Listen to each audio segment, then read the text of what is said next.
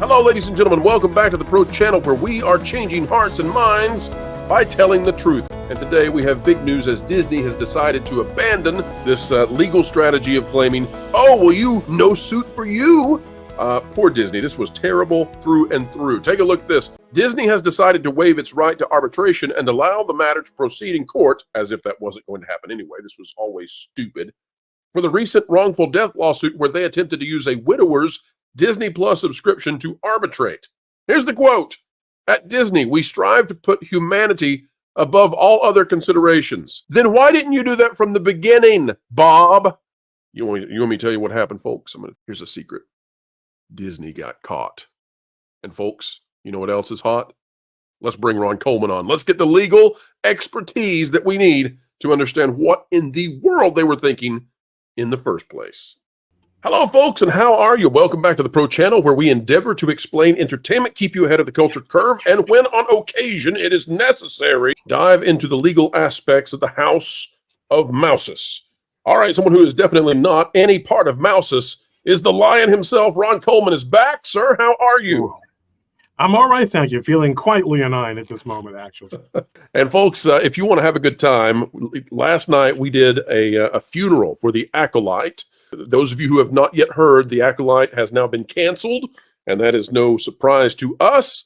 But if you'd like to check out our coverage of that, go check out the live shows. It was a wonderful time with such great friends. And now we're going to get into another wonderful video right now. And Ron, I'm looking forward to you explaining this one to me because, well, not many people seem to understand what the heck Disney is up to here. Let's dive in with it. This is by Imran Rahman Jones, and it's out of the BBC. Disney Plus terms prevent allergy death lawsuit, says Disney. It says Disney. Disney World is arguing a man cannot sue it over the death of his wife because of terms he signed up to in a free trial of Disney Plus. And folks, if this seems difficult to believe, just understand we also find it hard to believe that Disney is actually trying this.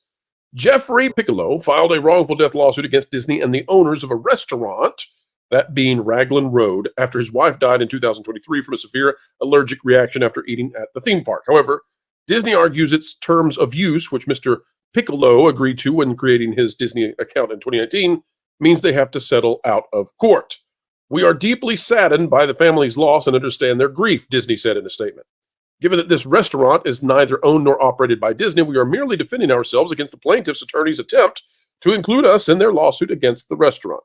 Ron, my question to you, as someone who practices law and has, and no doubt, guided and consulted people on legal pathways forward, why would Disney simply not say that in their defense?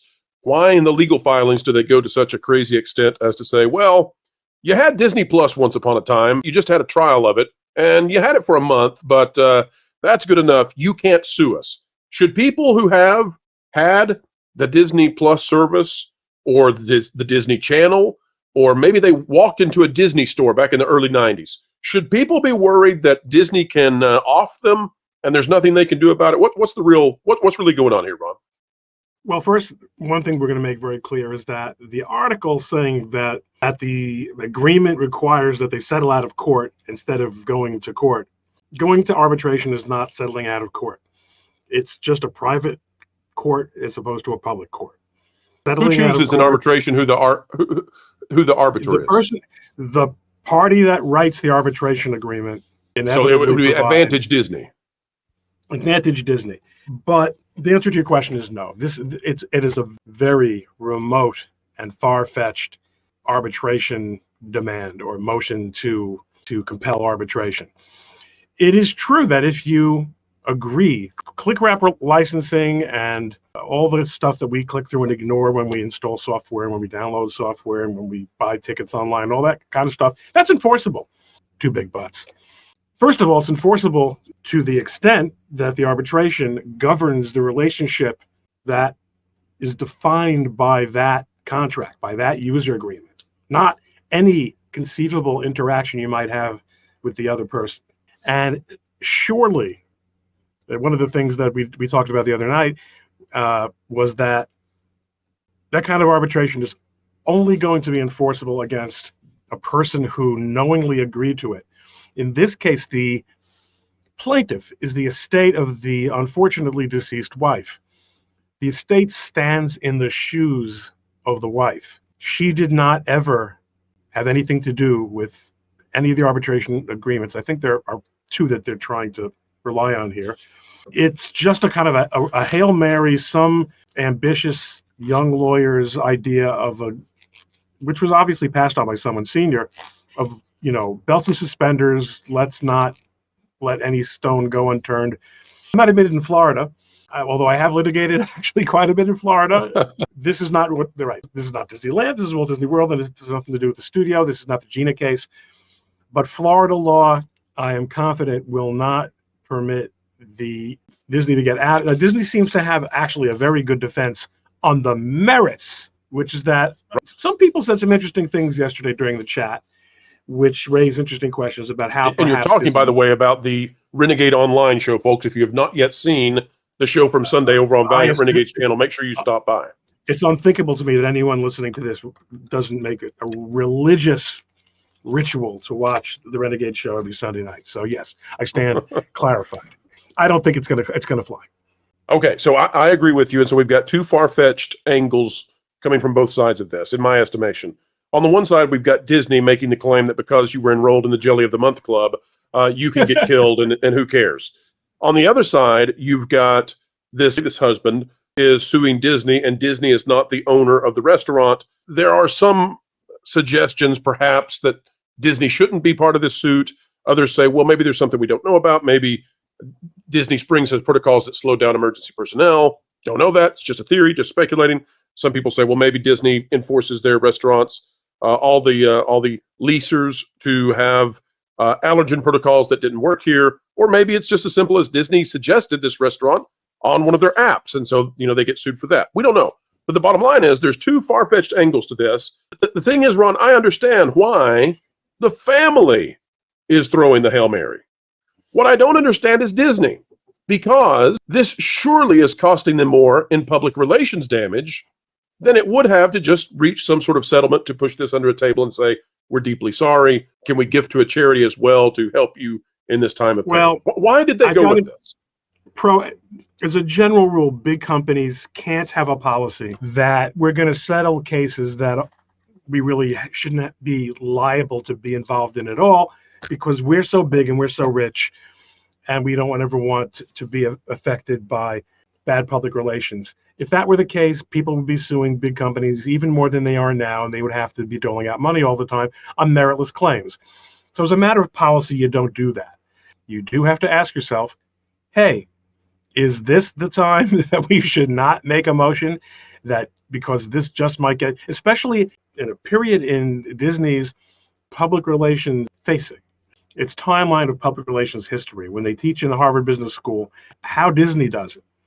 And this case comes up and they say, well, Disney, everyone's looking at this litigation, this case that you lost against Reedy Creek, this motion that you lost against Gina Carano. Your stock is tanking. You're not being treated by the media with the usual benign neglect. Maybe a nasty motion like this, which has a very, very low chance of success, should not be filed. Let me ask this, Ron, as we get ready to wrap up on this very strange topic, and who knows, maybe there will be another lawsuit that happens down the road where Disney tries this again. But I guess I'm trying to figure out Disney's thinking here because of the damage it's done. And I just wonder, if Disney does not fight back as hard as they can, does that set some sort of a pre-existing pattern that would affect them in future lawsuits, where a future plaintiff could say, well, you agreed to settle with so-and-so, or you paid out such an amount for this other egregious act? Does it have any kind of impact down the road for Disney if they don't fight? No, it doesn't. The only thing that they would have to worry about, again, is as a matter of policy. As a matter of policy, how are we perceived by plaintiffs' lawyers? But whether or not to make a specific, motion in a specific, pretty much every case is decided on its own facts, and parties are very, very seldom held to a position that they took in one case. It can happen, but it's not in this situation. No. Understand. We want to thank you for stopping by and helping us understand, even though Disney is often indefensible. Ron, you have a tremendous YouTube channel that you are growing and growing. Folks out there should already be a part of your X following. Ron, what do you have coming up on your channel? What are some topics you're following? We are going to start season 4 of the Culmination podcast sometime after the summer. So we'll have a great slate of new guests coming up there, and that actually is a separate channel, not on Ron Coleman Law, but you can see clips there on the channel. I get lots of opportunities to talk to lots of people, friends like you, and people do like to hear what I have to say. It tends to be political. YouTube doesn't really love me. I don't do magic. I don't do tricks involving things like Mr. Beast, and what could go wrong with a channel like that? Huh? One of the things I've enjoyed most about getting to know you and watching you as you continue to do your thing on YouTube and beyond, you're one of the best guests that Timcast, the channel, ever has, because you just cut straight to the point and you don't play around with the BS, and it's so much fun to watch you just listen and go, no, or okay, we'll go with that. It's a lot of fun. Thank you. You can help us have a lot of fun as well. Click that like button, share, subscribe, click it, stick to the algorithms. It is the notification bell. Drop a comment down below. Let us know your thoughts. Waste not that wonderful mind of yours. Join a community dialogue. If you're not yet subscribed to Ron Coleman, you're sadder for it. Get over there and subscribe. Folks, wherever you are and whatever you're doing, keep learning, keep growing, and keep having fun. And Texas.